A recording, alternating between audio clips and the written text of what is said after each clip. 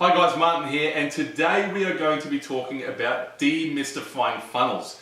If you're in business, you probably either already know about or use funnels, and what we kind of want to do today is just make a real simplified and to the point video to try to tell you how you can avoid some major pitfalls in designing a funnel. Now, funnels are very, very effective. They can make a huge amount of income for your business, and if you have a funnel that's designed well, you can use it over and over and over again. And that, of course, is a really great asset for any business to have. So today I want to kind of go through step by step on how we design funnels and give you a few hints and tips along the way that you can hopefully relate to your business and get cracking on making your own funnels. So the way that we make funnels here at Local Web Solutions is kind of a process, but what we kind of want to do first is really find out what the desired outcome is. And the way that we make sure that we nail every single element of that is we flip the funnel upside down. So usually funnels work from a top-down kind of process, but the way that we actually build our funnels is we flip it upside down and work from the desired outcome all the way down to the actual creative and the copy of the advertising to promote that funnel. So most people we see will do the opposite. They'll work on the creative and the copy first and try and target the right people first, but all that matters at the end of the day is what you want the outcome to be. So let's discuss a few of the most popular or most effectively used funnels in Facebook. First of all, we've got a discount funnel. Discount funnels are wildly effective for e-commerce, or if you're selling a specific course or product that you want to get numbers on. Really great way of getting numbers through the door. Value video is one that a lot of coaches use, a lot of agencies use. So if you're in that field, value video is very, very effective. Report funnel, ebook funnel, case study funnel. You can almost use this in any business type, and this is probably the most popular. You'll probably see a lot yourself on your newsfeed. You'll see, download our free ebook or get our free report. That is basically the beginning of a report funnel. Now, the last one, and it's the hardest one to master, is a live event funnel. Now, the reason that live event funnels are so hard is because you can get someone all the way down to the end of that funnel, but then actually making them appear at the live event is often a really hard process. So look, all these funnels are ones that that can be used in nearly all businesses in some way, shape, or form. But you've got to make sure you're selecting the right one. So have a think about in your business what your desired outcome is. What is it that you want? Do you want people? Do you want numbers? Do you just want numbers so you can remarket, cross-sell, and upsell? Do you want to have one-on-one sessions or gain really big trust and value from your potential clients? Do you want to add people to a list or be able to once again remarket to people but kind of be still perceived as an expert? Or is the goal for you to be that key person of influence, stand up at an event, give out a seminar or something like a webinar or something like that? Then this is the kind of right funnel for you. So have a think about that and have a think about your desired outcome first. Alright, so we've picked our funnel. Next up is a landing page. Now this is super crucial because this is the kind of last step behind somebody becoming an actual sign up or a conversion and they're not. So let's really make sure to put a lot of effort into this.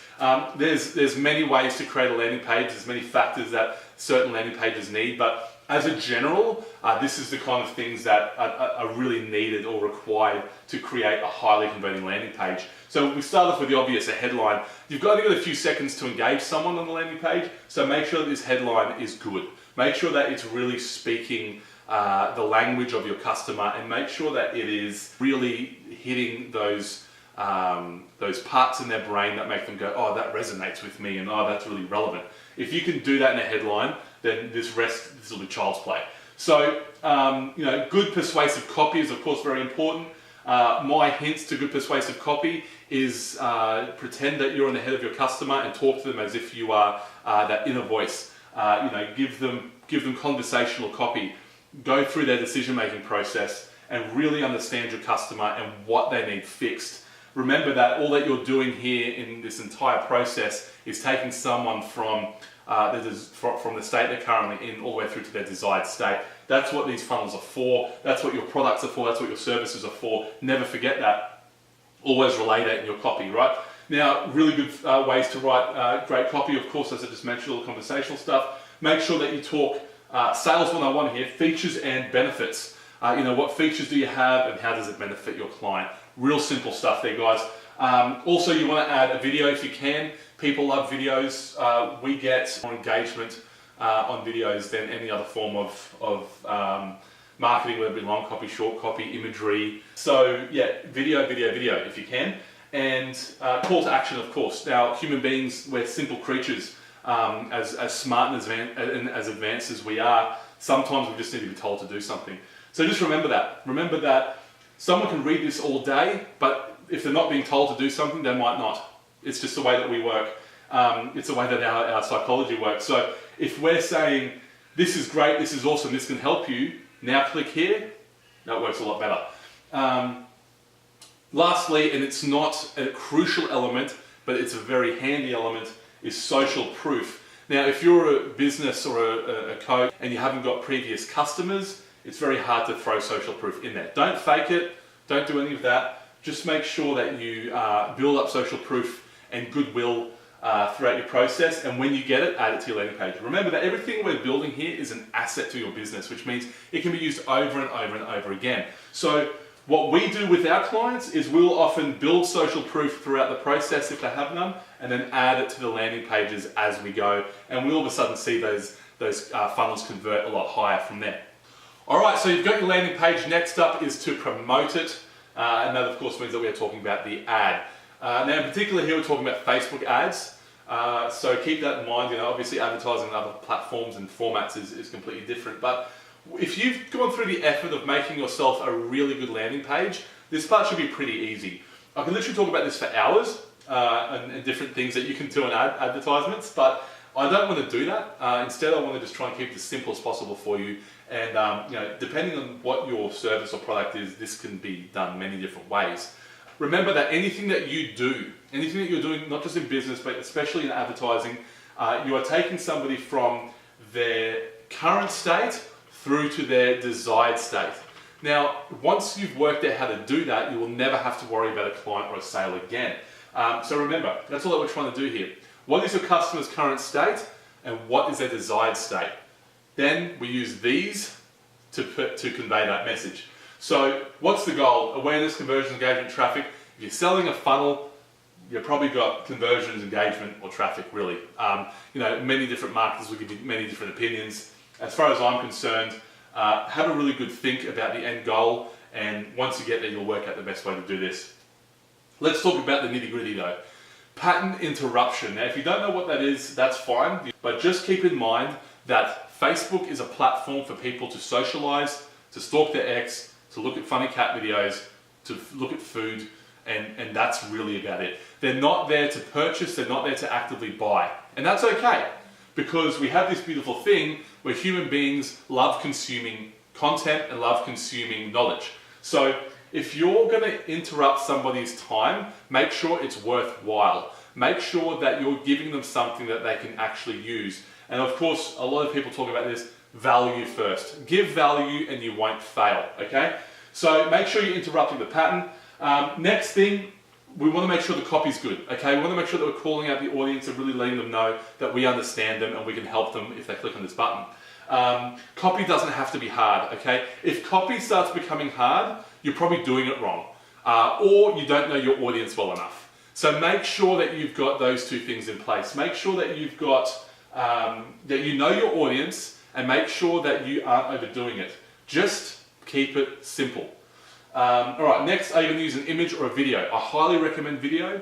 I believe video is the be-all and end-all, when it comes to advertising, because first of all, look at your newsfeed right now. What's on there? I guarantee you majority is video, because that's just what people are used to now. We've got the technology, we've got the internet speed. Video there's no excuse to not be doing video. Of course, imagery does still work. Now, if you're going to use imagery, my biggest hint is to just keep it raw and real.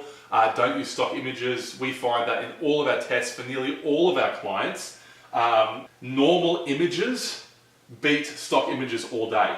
Sometimes a good selfie can help. It's crazy. But we're on a social platform, so be social.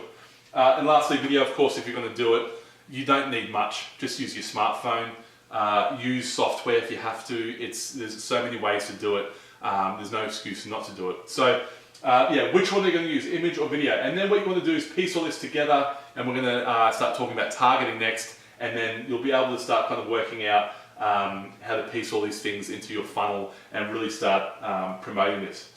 Alright, the advertisement has been done, and now it's time to work out who we're going to be showing this advertisement to. This is of course called targeting.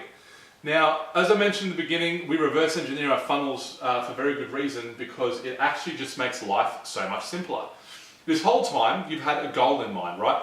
You've got a goal for what you're going to help people with, how you're going to give people a benefit, right? Now, you've written copy around that, you've written an advertisement around that, you've laid out a landing page around that, and now all you need to do is decide or place that in front of a specific audience, and you're going to use one of these methods. Now, once again, the reason that this is so simple is because you have never let go of that goal in the first place. So you can't really steer wrong here, so long as you know how to do these things. Now, first of all, probably the most expensive and difficult method is cold audience targeting. And the reason why is because you basically spend money to find out whether people are relevant or not. And the way that we do this, the way that we hit a really good cold audience, is by doing some audience insight research. And to do that, basically jump into your Facebook Business Manager, jump into Audience Insights, and from there you'll actually be able to see a way that you can look at different types of audiences from different pages. What we like to do is we look at a competitor's page, right, and we see all of the audience members that are on that particular page, and we then go through their likes and their sort of demographics and geographics and all that kind of stuff. Now, there's a lot more on that, obviously, but look into Audience Insight Targeting. I'm sure that we will release a video on it in the coming weeks anyway. But that's one of the most beneficial and cost-effective ways of really knowing who you're talking to when it comes to cold audience. You want to also make sure you split test, so make sure that you're running ads to different audiences. So for example, if you've got an advertisement that you've written, you might want to send that to one type of audience, then you might want to send the same to a different type of audience and see which ones perform better. There's obviously a lot more to that, but we want to try and keep this simple. And of course, if you're not sure what split testing is, there's lots of great resources out there to find out. And of course, we're going to do competitor research in general. So even just jumping on someone's Facebook page can give you a lot of information about what they're doing. If you want a really good little hack, jump onto your competitor's business page. And then on the left-hand side, you'll see an option saying Info and Ads. Click on that, and you'll actually be able to see all the ads that they're running. And you can actually click on the little settings button there and see who they're targeting in a nutshell. You can't see the in-depth targeting, but you can see the sort of roundabout targeting. They'll often say, you know, company A is running this ad and they're trying to target people in Australia between the ages of blah, blah, blah, and who are interested in blah, blah, blah. So really, really good way to find out who your best cold audience is there. And I hope you picked up some great hacks there. Now next, website traffic. Why would we target website traffic? Because they're people who have already engaged with your site. In order to do this, you need a pixel on your website. Need help installing a pixel? Let us know. We can actually do that for you. So pixels are super, super duper crucial to have on your website before you do any advertising anyway, because it does actually collect data and information about people who are on your website and allows you to later retarget them, which of course is another very important advertising method. Retargeting is probably the most beneficial way that you can consistently get in front of people at a low cost and in a non-intrusive way, if it's done right, that is. Now, so website traffic is a way that you could target your audience, which means that obviously you'd be putting yourself in front of people who already know your brand, who already know who you are. I would only use this if you have a pretty good following and you have really good site traffic. Last one is my favorite, lookalike audiences. Now, you're a business, so you probably have a list of existing customers or clients. All that you need to do is put in their details, okay, into a spreadsheet. You can do this in the Facebook audience settings. Upload their details. Make sure you have their phone number, okay? Most people will have clients' emails, but make sure you have their phone number, because what Facebook does is it actually matches, for example, if you upload a spreadsheet with 1,000 people on it, that are your clients, it will match people on Facebook who have similar likes, dislikes, demographics, habits, and so forth. So this is an extremely effective way of finding your audience from people who already are your customers or clients. Now, if people already are your customer or clients, it's a pretty good indicator that they're the kind of people you want to target, right? So let Facebook do that for you. We've had 1% lookalike audiences. You can go up to like 4 or 5%, I believe, but you're just getting too broad there. You really want to just try to keep things simple and to the point.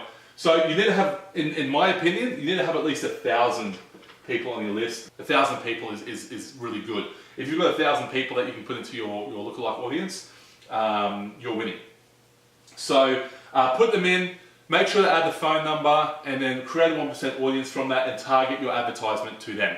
I guarantee you this will probably get the most amazing results for the best price. However, cold audience is very valuable because if you gain a following using a cold audience, they're going to be they're going to give you access to all these other forms of targeting as well. So we all need to start somewhere, and of course, the starting point for nearly all businesses is a cold audience. So that's the kind of process to go through there. All right, the funnel's built. Well done. But now, what we need to do is optimize, optimize, optimize. We can never ever skip this part. A funnel will be your biggest asset if it's optimized right, and you can never really stop optimizing it. You'll always find out more info to make it better. But here's the thing. Don't bother going into building a funnel if you're not going to bother knowing your numbers. A funnel is a little bit like a mathematical equation that gives you money. Now, don't worry, it's not like a hard mathematical equation, because otherwise I wouldn't be able to do it because I'm like horrible at maths. However, if you know your numbers and you know how much it costs to get a client, then you can optimize from there. However, you cannot optimize if you don't know how much it costs for you to get a client or a conversion or a purchase.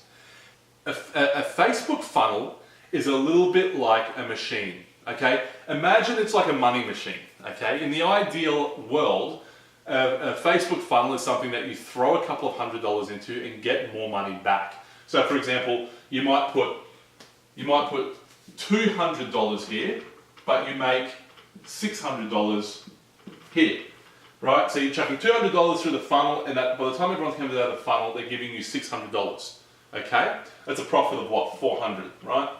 $400. Okay, so if you don't know this number, you'll never be able to improve on that number. So this is the first thing that you need to find out. Here's one thing I want you to forget about right now. CPC, okay, is a no-no. Cost per click is a no-no. Cost per impression, amount of impressions, engagement, scrap it. Forget about it, okay? Here's the thing that you need to worry about. It's called ROAS, return on ad spend, okay? If your return on ad spend is more than what you spent to get your clients, then you can always improve on the ad spend, okay? So this is the only thing that you need to worry about when it comes to building funnels. Now, how do we work out return on ad spend? Well, basically, you need to know how many people you need to get through your funnel in order to make a conversion. If you know how much it costs to acquire a client, and you know how many clients you need in order to make a return, you can then worry about fixing up that number of how much it costs. You can worry about making that number come down. The most popular things that we optimize in funnels are the landing page, right? Followed by the initial advertisement. Usually, if you work out what's going wrong in those areas, and there's great software out there, there's heaps of cool tools to work out where people are falling off during the process. But look, optimizing is the key to a successful funnel. If you don't optimize your funnel, you're just going to have a very basic asset. You're not going to have a very viable asset for your business. So the other thing is, once you've done this once, you can do it again and again and again. So look, this is probably the most crucial part of your funnel. After you've built it, obviously, don't forget about this part. Know your numbers. Return on ad spend, return on ad spend, return on ad spend. I cannot say it enough. Understand how much it costs you to make money. On that note, thank you for sticking around and watching this video. If you'd like a consultation with us, you're more than welcome to contact us as well. There'll be a consultation form link somewhere in the description of this video. I hope this has been informative for you. Get onto building your funnels. Don't be afraid. Try and keep it simple, and just make sure that you always have the end goal in mind, and make sure you know exactly what problem your particular service or product is fixing. If you have that, you can't fail. This is Martin from Local Web Solutions. All the best.